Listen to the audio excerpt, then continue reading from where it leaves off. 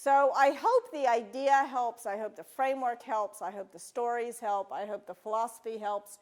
But behavior change is hard. And if we don't focus on a couple of specific things that you all are going to do differently, starting tonight or tomorrow morning, nothing's going to change, even if you agree with everything that I just said. So what I want to do is focus for the next few moments on some things you can do, and then we'll actually put these ideas into practice in some scenarios that are some of the hardest conversations you can ever have. So I want to focus on 4 things you can do. First of all, I want to focus on how to solicit feedback. One of the mistakes that people often make about radical candor is they think it's all about giving criticism. But that's not the first order of operations. The first thing you should do is explain the idea to your teams, tell your own stories, and then focus on soliciting feedback from others, not just from your employees, from your peers, from your boss. Next, so you don't want to dish it out before you prove you can take it.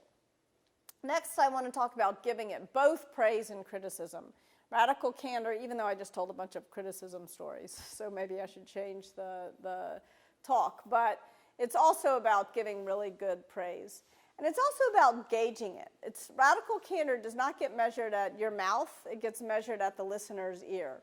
It's interpersonally relative, even though it's sort of universally human. It's about love and truth. Like there's no, I don't know anybody who thinks those 2 things aren't important to building relationships and doing good work.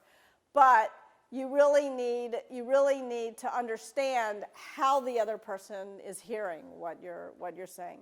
And last but not least, I'll talk about how to encourage it between others. So first of all, soliciting radical candor.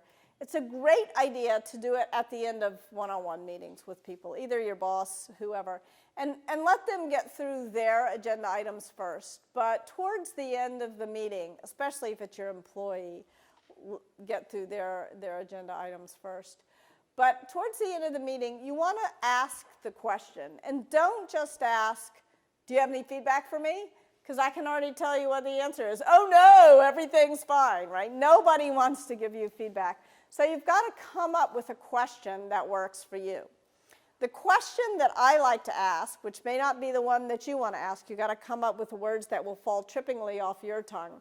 But the question I like to ask is, what could I do or stop doing that would make it easier to work with me?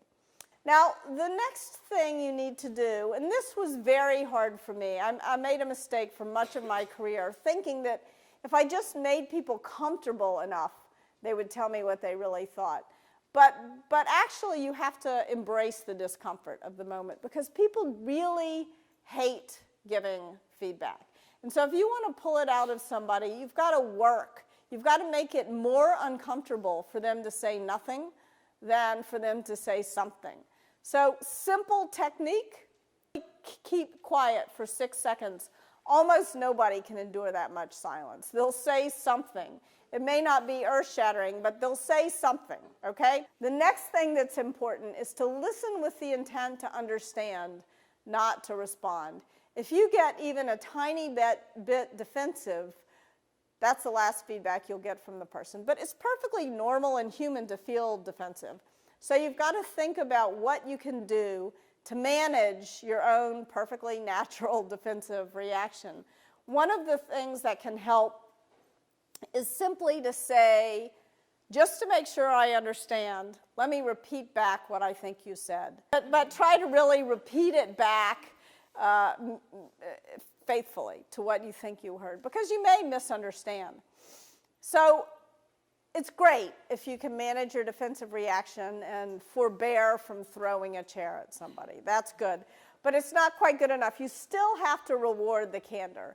So you have to make your listening tangible. If you agree with the feedback, fix the problem and be sort of theatrical about the fact that you fixed the problem.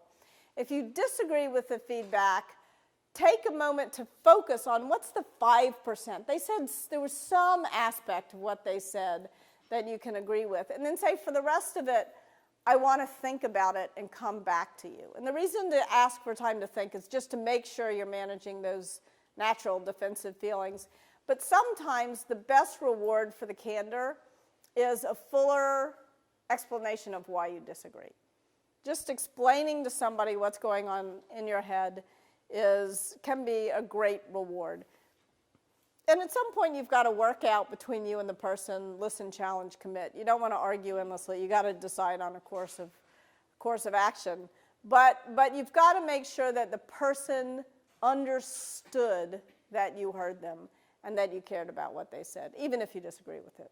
And if you agree, again, fix the problem. It's action that matters here. So that's soliciting feedback. Again, don't dish it out till you prove you can take it.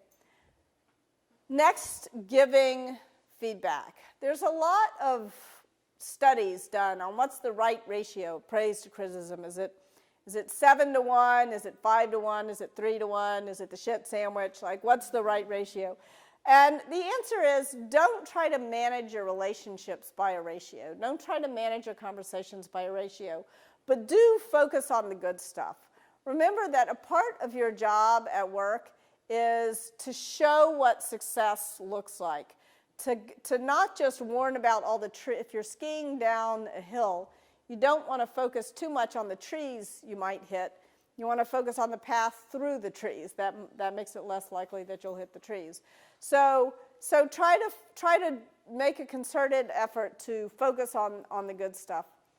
The most useful feedback I've gotten in my career has always happened in 2-minute impromptu conversations, just like the one Cheryl had with me when she was making me aware of my problem. You want to take a second to offer it helpfully, to share your desire to be helpful.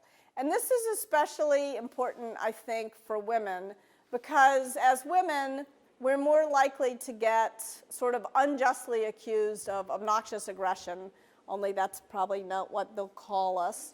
We'll be abrasive, we'll be shrill, we'll be bitchy, we'll be one of those things. And it's frustrating because you're just saying what needs to be said in the moment. And the key thing to do when that happens is not to back off your willingness to challenge directly. Because if you there's a time and a place to reject feedback. This is one of those times and places usually. If you do back off your challenge, you wind up in ruinous empathy or manipulative insincerity. And both of those quadrants are even less effective than obnoxious aggression.